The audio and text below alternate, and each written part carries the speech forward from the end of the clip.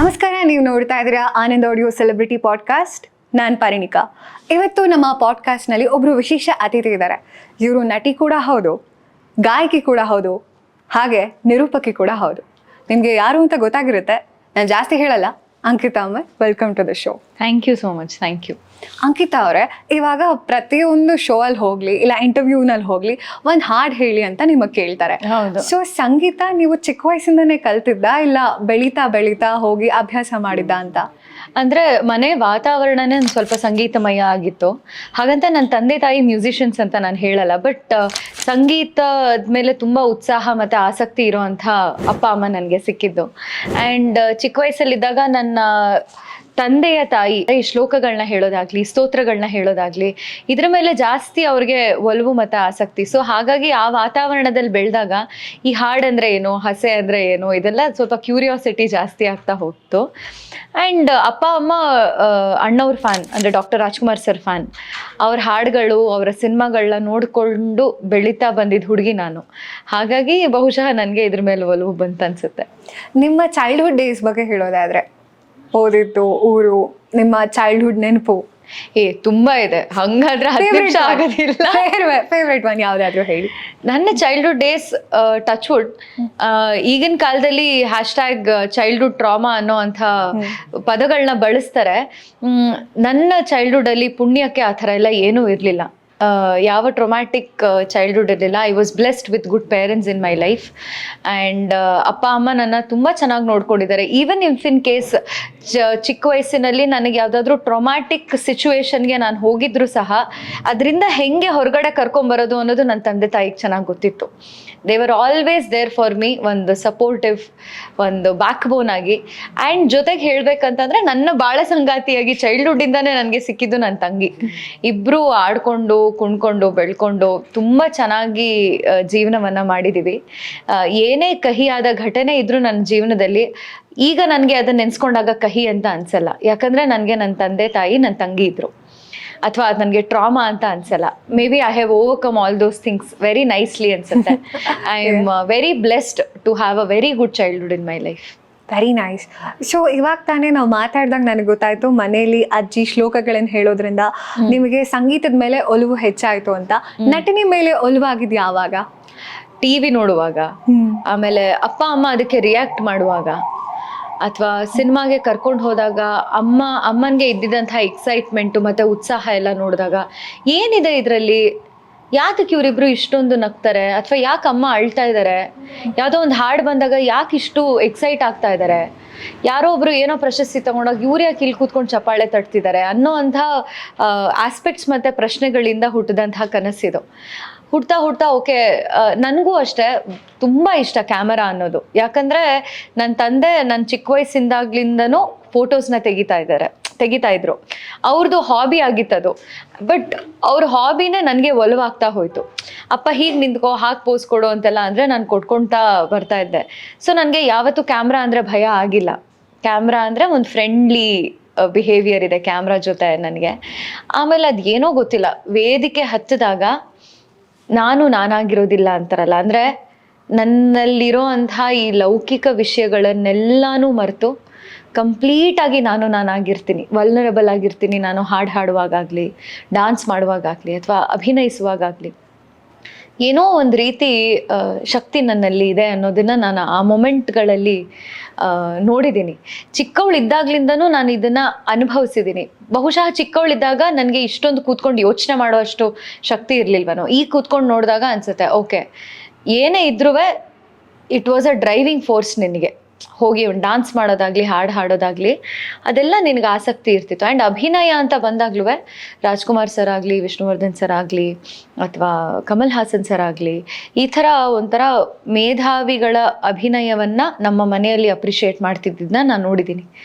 ನನಗೂ ಈ ಥರ ಆಗಬೇಕು ಅನ್ನೋದೆಲ್ಲ, ಈ ಥರ ಆದರೆ ಚೆನ್ನಾಗಿರುತ್ತಲ್ವಾ ಅನ್ನೋ ಒಂದು ಕಾನ್ಸೆಪ್ಟಲ್ಲಿ ಅಭಿನಯ ಇಷ್ಟ ಆಗಿದೆ. ಸೊ ಅಭಿನಯ, ಗಾಯನ ಎರಡೂ ಕೂಡ ಚಿಕ್ಕ ವಯಸ್ಸಿಂದಾನೇ ಇಷ್ಟಪಟ್ಟು. ಹೌದು. ಇವಾಗ ನಿಮ್ಮ ಹಾಬೀಸು ನಿಮ್ಮ ತಂಗಿಗೆ ಎಷ್ಟು ಇನ್ಸ್ಪೈರ್ ಮಾಡ್ತು? ಅವರು ಕೂಡ ಇದೇ ಪ್ರೊಫೆಷನಲ್ ಇದ್ದಾರೆ, ಅಕ್ಕ ಏನ್ ಮಾಡ್ತಾರೆ ಅವರು ಅದನ್ನೇ ಇಷ್ಟಪಟ್ಟು ಅವರು ಕಲ್ತಿದ್ದ, ಇಲ್ಲ ಅವರಲ್ಲೂ ಇಲ್ಲ ನಾನು ಕಲಿಬೇಕಂತ ಇತ್ತ? ಇಲ್ಲ, ಅವಳು ಚಿಕ್ಕವಳಿದ್ದಾಗಿಂದಾನು ಡಾನ್ಸು ಎಲ್ಲ ಮಾಡ್ತಿದ್ದಾಳೆ. ಬಟ್ ನನ್ನ ಆಲೋಚನೆ ಸ್ವಲ್ಪ ಅವಳ ಆಲೋಚನೆ ವಿಭಿನ್ನ ಆಗಿದೆ ಕಲೆ ಅಂತ ಬಂದಾಗ. ಈಗ ನನಗೆ ನಿರೂಪಕಿಯಾಗಿ ನಾನು ಹೋಸ್ಟ್ ಮಾಡಬೇಕು ಅಂತ ಹೇಳಿದ್ರೆ ನನ್ನ ಶೈಲಿ ಬೇರೆ, ಅವಳ ಶೈಲಿ ಬೇರೆ. ಡಾನ್ಸು ಅಷ್ಟೇ, ನಾನು ಸ್ವಲ್ಪ ಕ್ಲಾಸಿಕಲ್ ಫಾರ್ಮ್ನ ಇಷ್ಟಪಟ್ಟು ಆಸಕ್ತಿಯಿಂದ ಕಲಿತೀನಿ, ಅವಳು ಸ್ವಲ್ಪ ವೆಸ್ಟರ್ನ್ ಫಾರ್ಮ್ನ ಆಸಕ್ತಿ. ಧರಿಸೋ ಅಂತ ಬಟ್ಟೆಯಿಂದ ಹಿಡಿದು ಅಥವಾ ಸ್ಟೈಲಿಂಗ್ ಅಂತ ಏನು ಹೇಳ್ತಾರೆ, ಇಬ್ರು ತುಂಬಾ ವಿಭಿನ್ನವಾಗಿದ್ದೀವಿ. ಬಟ್ ನಮ್ಮ ಇಷ್ಟ ಒಂದೇ, ಅದನ್ನ ಅಪ್ರೋಚ್ ಮಾಡೋ ರೀತಿ ಬೇರೆ. ನನ್ನಿಂದ ಅವಳು ಇನ್ಫ್ಲೂಯೆನ್ಸ್ ಆಗಿದ್ದಾಳೆ ಅಂತ ನಾನು ಹೇಳೋದಕ್ಕೆ ಇಷ್ಟಪಡಲ್ಲ. She is very talented and ಅವಳದೇ ಆದಂಥ ಒಂದು ಸಾಮರ್ಥ್ಯ ಮತ್ತೆ ಇದು ಭಗವಂತ ಕರುಣಿಸಿದಾನೆ. ನನಗೇನಂತಂದ್ರೆ ಇನ್ಫ್ಯಾಕ್ಟ್ ಅಭಿನಯಕ್ಕೆ ನಾನು ಹೋಗಬೇಕು, ನಾನೊಂದು ಆಕ್ಟ್ರೆಸ್ ಆಗಬೇಕು, ನಾನೊಂದು ಸಿಂಗರ್ ಆಗಬೇಕು ಅನ್ನೋ ಅಂಥ ಕನಸು ನಂಗೆ ಯಾವತ್ತೂ ಇರಲಿಲ್ಲ. ನಾನು ಆ್ಯಕ್ಟಿಂಗ್ ಮಾಡೋದಾಗ್ಲಿ ಅಥವಾ ಸಂಗೀತ ಮಾಡೋದಾಗ್ಲಿ ನನಗೆ ಇಷ್ಟ ಆಗ್ತಿತ್ತು ಅಂತ ನಾನು ಮಾಡ್ತಿದ್ದಿದ್ದು.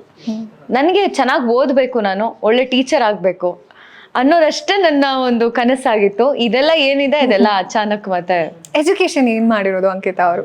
ನಾನು ಮೆಡಿಕಲ್ ಬಯೋಕೆಮಿಸ್ಟ್ರಿ ಮಾಡಿದ್ದೀನಿ, ಮಾಸ್ಟರ್ಸ್ ಮಾಡಿದ್ದೀನಿ. ಆ್ಯಂಡ್ ಈಗ currently I am pursuing child psychology. ಓ, ನೀವು ಅಲ್ಲೂ ಕೂಡ ಎಲ್ಲ ಮಲ್ಟಿ ಟ್ಯಾಲೆಂಟೆಡ್, ಎಲ್ಲ ಕಡೆ ಇದ್ದೀರಾ. ನಾನು ಬರೀ ಇಂಟ್ರೋನಲ್ಲಿ ನಟಿ, ಗಾಯಕಿ, ನಿರೂಪಕಿ ಅಂತ ಹೇಳ್ಬಿಟ್ಟೆ. ಅಂಕಿತಾ ಅವರೇ, ಇವಾಗ ಮಕ್ಕಳದು ಏನೇ ಡ್ರೀಮ್ಸ್ ಇದೆ ಅವ್ರು ಅದನ್ನ ಪರ್ಸ್ಯೂ ಮಾಡಬೇಕು ಅಂತ ಹೇಳಿದ್ರೆ ಪೇರೆಂಟ್ಸ್ ಸಪೋರ್ಟ್ ತುಂಬಾನೇ ಇಂಪಾರ್ಟೆಂಟ್ ಆಗುತ್ತೆ. ಇವಾಗ ಅಕ್ಕ ಮೀಡಿಯಾ ಕಡೆ ಹೋಗ್ತಾ ಇದ್ದಾಳೆ, ನೀನು ಸ್ಟಡೀಸ್ ಮಾಡು ಅಂತ ಮನೇಲಿ ಹೇಳ್ಬಿಡ್ಬೋದಿತ್ತು ಈಸಿ. ಮನೇಲಿ ಉಲ್ಟಾ. ನಮ್ಮನೇಲಿ ಹೇಗಾಯ್ತಂದ್ರೆ, ನಾನು ಒಂದು ಹಂತದಲ್ಲಿ ನಾನು ಓದೋದನ್ನ ಎಷ್ಟು ಸೀರಿಯಸ್ ಆಗಿ ತಗೊಂಡೆ ಅಂತಂದ್ರೆ, ಏನು ಬೇಡ ನನಗೆ, ಬಿಕಾಸ್ ನಾನು ಕ್ಲಾಸಸ್ ಅಟೆಂಡ್ ಮಾಡೋಕ್ಕಾಗಲ್ಲ, ನನಗೆ ಆಬ್ಸೆಂಟ್ ಆಗೋದಂದ್ರೆ ಇಷ್ಟ ಇಲ್ಲ. ನನಗೆ ಅಂಡ್ ನಾನು ಕ್ಲಾಸಲ್ಲಿ ಕೂತ್ಕೊಂಡು ಕೇಳಿದ್ರಷ್ಟೇ ನಂಗೆ ಅರ್ಥ ಆಗುತ್ತೆ, ಮನೆಗೆ ಹೋಗಿ ಬುಕ್ಸ್ ಓದಿದ್ರೆ ಅರ್ಥ ಆಗಲ್ಲ. ನನಗೆ ಕ್ಲಾಸ್ ಮಿಸ್ ಮಾಡ್ಕೊಳ್ಳೋದಕ್ಕೆ ಇಷ್ಟ ಆಗ್ತಿರ್ಲಿಲ್ಲ. ಹಾಗಾಗಿ ಒಂದು ಹಂತದಲ್ಲಿ ನಾನು ಡಾನ್ಸ್ ಕ್ಲಾಸ್ ಅಥವಾ ಮ್ಯೂಸಿಕ್ ಕ್ಲಾಸಿಗೆ ಹೋಗೋದು ಬಿಟ್ಟೆ. ಬಟ್ ನಮ್ಮ ತಂದೆ ಮತ್ತೆ ತಾಯಿ ಇಬ್ರು ಕೂತ್ಕೊಂಡು ಒಂದು ಹಂತ ಬಂದು ಓದಾದ್ಮೇಲೆ, ಈಗ ಸಾಕು, ಈಗ ಓದೋದಕ್ಕೆ ಸ್ವಲ್ಪ ಬ್ರೇಕ್ ತಗೋ, ಐದರ್ 2 ಕೆಲಸ ಮಾಡು. ಒಂದೇನಂತಂದ್ರೆ ಬೇರೆ ಕಂಟ್ರೀಸ್ನ ಸುತ್ತಾಡು, ಇದು ಬಿಟ್ಬಿಡು, ಓದೋದೆಲ್ಲ ಬಿಟ್ಬಿಡು, ದೇಶ ಸುತ್ತು. ಇಲ್ಲ ಅಂತಂದ್ರೆ ನಿನಗೇನು ಇಷ್ಟ ಇದೆ, ನಿನ್ನ ಪ್ಯಾಷನ್ ಏನಿದೆ ಅದನ್ನ ನೀನು ಜಾಸ್ತಿ ಅಳವಡಿಸ್ಕೊಂಡು ಹೋಗು. ಯಾಕಂದ್ರೆ ಈ ವಯಸ್ಸು ಮತ್ತೆ ನಿನಗೆ ಬರೋದಿಲ್ಲ. ನಿನ್ಗೆ 35 ವರ್ಷ ಆದಾಗ ಯಾರು ಬಂದು ನಿನ್ಗೆ ಸಹನನ್ ಪಾರ್ಟ್ನ ಕೊಡೋದಿಲ್ಲ ಅಲ್ವಾ? ಅದಕ್ಕೆ ನಿನ್ಗೇನಿದೆ ಈ 25 ಇದ್ರಲ್ಲೆಲ್ಲ ಏನಿದೆ, ನಿನ್ ಏನೇನ್ ಬೇಕೆಲ್ಲ ಮಾಡ್ಕೊಂಡ್ಬಿಡು ಅಂತ ಹೇಳಿದ್ರು. ನಾನು ಸರಿ ಆಯ್ತು ಅಂತ ಹೇಳಿ. Amar sir #cool dad. Cool, yes, absolutely brilliant ಅಲ್ಲ? ಸೊ ಇವಾಗ ನಾವು ಚೈಲ್ಡ್ಹುಡ್ ಬಗ್ಗೆ ಮಾತಾಡಿದ್ವಿ, ಹಾಬೀಸ್ ಬಗ್ಗೆ ಮಾತಾಡಿದ್ವಿ. ನೀವು ಸಿನಿಮಾನಲ್ಲಿ, ಟೆಲಿವಿಷನಲ್ಲಿ ಫಸ್ಟ್ ಟೈಮ್ ಕ್ಯಾಮ್ರಾ ಫೇಸ್ ಮಾಡಿದಾಗ ಆ ಎಕ್ಸ್ಪೀರಿಯನ್ಸ್ ಯಾವ ರೀತಿ ಇತ್ತು? ಏನಿಲ್ಲ, ಖುಷಿ ಇತ್ತು. ಖುಷಿ ಇತ್ತು. ನರ್ವಸ್ ಆಗ್ಲಿಲ್ವಾ ಅಂಕಿತಾ ಅವರು? ಓಕೆ, ನಾನು ಇಷ್ಟ ಇದೆ. ಇವಾಗ ಯಾರಿಗೆ ಆದ್ರೂ ಕ್ಯಾಮ್ರಾ ಅಂತ ಇಟ್ಟಾಗ ಒಂದ್ ಸ್ವಲ್ಪ ನರ್ವಸ್ ಆಗ್ತಾರೆ, ಓ ಏನ್ ಹೇಳೋದಪ್ಪ ಅಂತ. ಕ್ಯಾಮ್ರಾ ನರ್ವಸ್ನೆಸ್ ಇಲ್ಲ, ಬಟ್ ಯೋಚನೆ ಇತ್ತು, ತಗೊಂಡಿರೋ ನಿರ್ಧಾರ ಸರಿ ಇದೆಯಾ, ನಾ ಮಾಡ್ತಿರೋದು ಸರಿ ಇದೆಯಾ, ನಾ ಕರೆಕ್ಟ್ ಆಗಿರೋ ಜಾಗಕ್ಕೆ ಬಂದಿದ್ದೀನಾ, ಇದು ನನ್ನ ಕರೆಕ್ಟ್ ಆಗಿರೋ ಕಡೆ ಕರ್ಕೊಂಡು ಹೋಗುತ್ತಾ. ಯಾಕಂದ್ರೆ ನಾನೇನೋ ಬೇರೆದ್ ಮಾಡ್ತಾ ಇದ್ದೆ, ಸಡನ್ ಆಗಿ ಇಲ್ಲಿ ಬಂದು ಇಲ್ಲಿ ನಿಂತಿದ್ದೀನಲ್ಲ, ಏನ್ ಹಿಂಗಾಗೋಯ್ತಲ್ಲ, ಓಕೆನಾ ಇಲ್ವಾ ಅನ್ನೋ ಒಂದು ಕನ್ಫ್ಯೂಷನ್ ಅಲ್ಲಿದ್ದೆ. ಬಟ್ ಕ್ಯಾಮ್ರಾ ಮುಂದೆ ನಿಂತ್ಕೊಂಡಾಗ ಏನೋ ಟೆನ್ಷನ್ ಇರ್ತಿಲ್ಲ, ಅದೇನ್ ಕೊಡ್ಬೇಕೋ ಅದನ್ನ ಕೊಟ್ಬಿಡ್ತಿದ್ದೆ. ನೀವಾಗ್ಲೇ ಹೇಳಿದ್ರಿ ಸ್ಟೇಜ್ ಮೇಲೆ ಬಂದಾಗ ನಾನೇ ಬೇರೆ ಆಗ್ಬಿಟ್ಟಿರ್ತೀನಿ ಅಂತ. ಸೊ ಕ್ಯಾಮ್ರಾ ಮುಂದೆ ಬಂದಾಗ್ಲೂ ಅದೇ ಅಂತ ನಾನು ಹೇಳಕ್ ಇಷ್ಟಪಡ್ತೀನಿ. ಹೌದು. ಅಂದ್ರೆ ನಾನು ಒಂದು ನಟಿಯಾಗಿ ಕಂಡಿರೋ ಅಂತ ನನ್ನ ಸಿದ್ಧಾಂತ ಉಲ್ಟಾ ಇದೆ. ಎಲ್ಲರೂ ಹೇಳ್ತಾರೆ ಕ್ಯಾಮ್ರಾ ಮುಂದೆ ಮಾಸ್ಕ್ ಹಾಕೋಬೇಕಾಗುತ್ತೆ ಅನ್ನೋದು, ಬಟ್ ನನಗದು ಉಲ್ಟಾ ಅನ್ಸುತ್ತೆ. ನಿಜ ಜೀವನದಲ್ಲಿ ನಾನು ತುಂಬಾ ಹೋಗುವಾಗ ಬರುವಾಗ ಒಂದು ಮಗಳಾಗಿ ಅಥವಾ ಒಂದು ಸ್ಟೂಡೆಂಟ್ ಆಗಿ, ಒಂದು ಕಲಾವಿದೆಯಾಗಿ ನಾನು ಎಲ್ಲರನ್ನೂ ಅಡ್ರೆಸ್ ಮಾಡ್ಬೇಕಾಗತ್ತೆ. ಬಟ್ ಕ್ಯಾಮ್ರಾ ಮುಂದೆ ನಿಂತ್ಕೊಂಡಾಗ ಏನೋ ಗೊತ್ತಿಲ್ಲ, ಕಂಪ್ಲೀಟ್ ಯಾವ್ಯಾವ ರೋಲ್ಸ್ ಎಲ್ಲ ಹಾಕಿದ್ದೀನಿ ನಾನು, ಒಂದು ಮಗಳಾಗೋ, ಅಕ್ಕನಾಗೋ ಅಥವಾ ಫ್ರೆಂಡ್ ಆಗೋ, ಏನಿದೆ ಅದನ್ನೆಲ್ಲ ಕಳಿಸಿ ಅಂಕಿತ ಆಗಿ ನಾನು ಕೂರ್ತಿದ್ದೀನಿ ಅನ್ನೋ ಒಂದು ಫೀಲಿಂಗ್ ನಂಗೆ ಆಕ್ಚುಲಿ ಕ್ಯಾಮ್ರಾ ಮುಂದೆ ಬರುತ್ತೆ. Very nice. ಸೊ ಇವಾಗ ನೀವು ಸೀರಿಯಲ್ ಆಕ್ಟಿಂಗು ಸಿನಿಮಾ ಆಕ್ಟಿಂಗಿಗೂ ಏನಾದ್ರು ಡಿಫ್ರೆನ್ಸ್ ಅಂತ ಹೇಳ್ತೀರಾ? ಇದೆಯಾ? ಖಂಡಿತ ಇದೆ. ಅದು ಆಕ್ಟಿಂಗ್ ಅನ್ನೋ ಟರ್ಮ್ಸ್ ಬಂದಾಗ ಅಜಗಜಾಂತರ ವ್ಯತ್ಯಾಸ ಇದೆ. ಒಲವು ಅಂತ ಬಂದಾಗ ಒಂದೇ ಒಲವು. ಆ ನಟನೆ ಮೇಲೆ ನಿನಗೆ ಒಲವಾದ್ರೆ ಅದು ವೇದಿಕೆ ಆಗಿರ್ಲಿ, ಅಥವಾ ನೀನ್ ಥಿಯೇಟರ್ ಮಾಡ್ತಿರೋ, ಟೆಲಿವಿಷನ್ ಆಗಿರ್ಲಿ, ಅಥವಾ ಸಿನಿಮಾ ಆಗಿರ್ಲಿ, ನಿನಗೆ ಎಲ್ಲಾನು ಒಂದೇ. ಸ್ಕ್ರಿಪ್ಟ್ ಕೊಡಬೇಕು, ನೀನು ಅದನ್ನ ಓದಬೇಕು, ಆ ಕ್ಯಾರೆಕ್ಟರ್ನ ನೀನು ಕಲಿಬೇಕು, ನೀನು ಕ್ಯಾಮ್ರಾ ಮುಂದೆ ನಿಂತ್ಕೊಂಡು ಮಾಡಬೇಕು, ಆ ಒಲವು ಒಂದೇ ಇರುತ್ತೆ.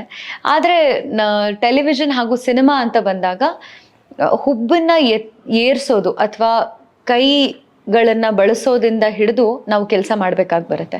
ಟೆಲಿವಿಷನಲ್ಲಿ ಹೇಗೆ ಅಂತ ಅಂದರೆ, ನಾನಿಲ್ಲಿ ಮಾತಾಡೋದು ಅಡುಗೆ ಮನೆಯಲ್ಲಿ ಕೂತ್ಕೊಂಡಿರೋರಿಗೆ ಕೇಳಿಸ್ಬೇಕು, ನಾನಿಲ್ಲಿ ಮಾತಾಡೋದು ಏನಾಯ್ತು ಏನಾಯ್ತು ಅಂತ ಬಂದು ನೋಡೋ ಹಾಗಿರ್ಬೇಕು.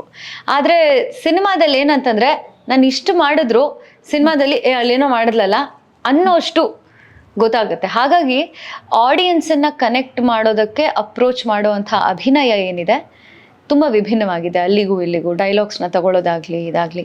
ಆಮೇಲೆ ಕ್ಯಾರೆಕ್ಟರ್ ಅಪ್ರೋಚು ತುಂಬ ಇಂಪಾರ್ಟೆಂಟ್ ಆಗುತ್ತೆ ಇದರ ಜೊತೆಗೆ. ಟೆಲಿವಿಷನಲ್ಲಿ ಯಾವ ಪಾತ್ರ ಮಾಡ್ತಿದ್ದೀನಿ, ಸಿನಿಮಾದಲ್ಲಿ ಯಾವ ಪಾತ್ರ ಮಾಡ್ತಿದ್ದೀನಿ ಅಂತ. ಹಾಗಾಗಿ ವ್ಯತ್ಯಾಸ ಇದೆ ಅಭಿನಯ ಅಂತ. ಅಂಕಿತಾ ಅವ್ರಿಗೆ ತಾವು ಮಾಡಿರೋ ಇಷ್ಟು ಪಾತ್ರಗಳಲ್ಲಿ ಮನಸ್ಸಿಗೆ ಹತ್ರ ಆದ ಪಾತ್ರ ಯಾವುದು? ಮನಸ್ಸಿಗೆ ಹತ್ರ ನಾನಾಗಿದ್ದೀನಿ ಅಂತ ಅನಿಸಿದಂಥ ಪಾತ್ರ ನನಗೆ ಅನಾಹಿತ, ಇಬ್ಬನಿತ ಬಿದಾಯಳಿಯಲ್ಲಿದು. ಬಟ್ ನನ್ನ ಇನ್ನೊಂದು ವರ್ಷನ್ ಏನಿದೆ, ನನ್ನೊಳಗಡೆ ಒಂದು ಗೂಫಿ ನೇಚರ್ ಇದೆ, ನಾನು ಎಂಜಾಯ್ ಮಾಡುವಂಥ ನೇಚರ್. ಅದಕ್ಕೆ ನನಗೆ ಅವಕಾಶ ಮಾಡಿಕೊಟ್ಟಿದ್ದು ಮೀರಾ ಪಾತ್ರ, ನಾನು ಅಮ್ಮನೆಯ ರಾಣಿಯಲ್ಲಿ ಮಾಡಿದ್ದು. ಆ್ಯಂಡ್ ಅದಕ್ಕೆ ಸಾಕಷ್ಟು ಅಪ್ಪುಗೆ ಸಿಕ್ಕಿದೆ. ಹಾಗಾಗಿ ನನಗೆ ಇವೆರಡೂ ಅಲ್ಲ, ಹಂಗೆ ಹೇಳಕ್ಕೆ ಆಗೋದೇ ಇಲ್ಲ. ನನಗೆ ಸಹನಾನೂ ಇಷ್ಟ, ನನಗೆ ಗಾನನೂ ಇಷ್ಟ, ನನಗೆ ಅರುಂಧತಿ ಅಂತ ಇನ್ನೊಂದು ಮಾಡಿದ್ದೀನಿ. ಎಲ್ಲರೂ ನನಗೊಂಥರ ನನ್ನ ಮಕ್ಳ ಥರ. ಅದು ಹೆಂಗೆ ನನಗೆ ಖಂಡಿತ ಆಗದು, ನನಗೆ ಎಲ್ಲಾನು ಇಷ್ಟ.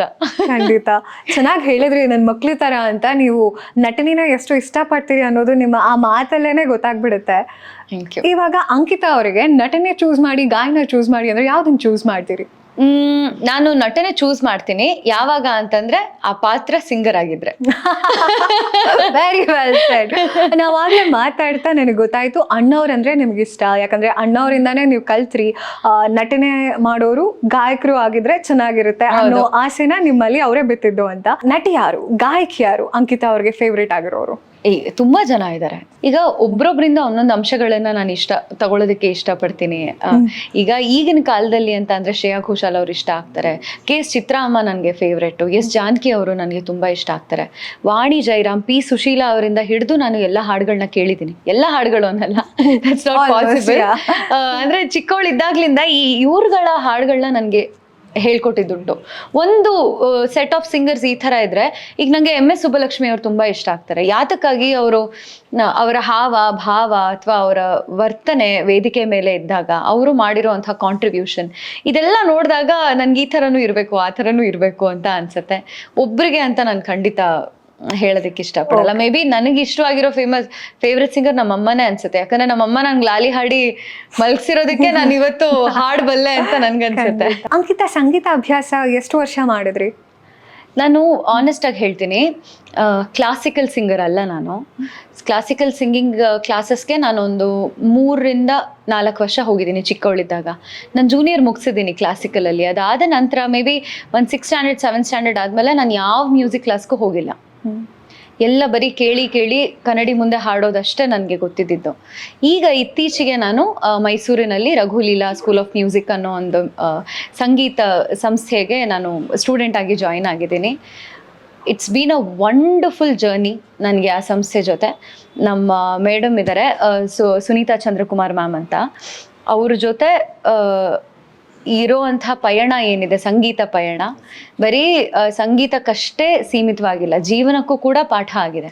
ಹಾಗಾಗಿ I am enjoying my classes right now thoroughly. ಈಗ ನಾನು ಕ್ಲಾಸಸ್ ಅಟೆಂಡ್ ಮಾಡ್ತಾ ಇದ್ದೀನಿ. ಈಗ ವೆರಿ ನೈಸ್ ಅಂಕಿತಾ, ನೀವು ತುಂಬ ತಿಳಿಸ್ಕೊಟ್ರಿ ನಿಮ್ಮ ಸಂಗೀತದ ಬಗ್ಗೆ, ನೃತ್ಯದ ಬಗ್ಗೆ, ಓದಿನ ಬಗ್ಗೆ, ಚೈಲ್ಡ್ಹುಡ್ ಡೇಸ್ ಬಗ್ಗೆ.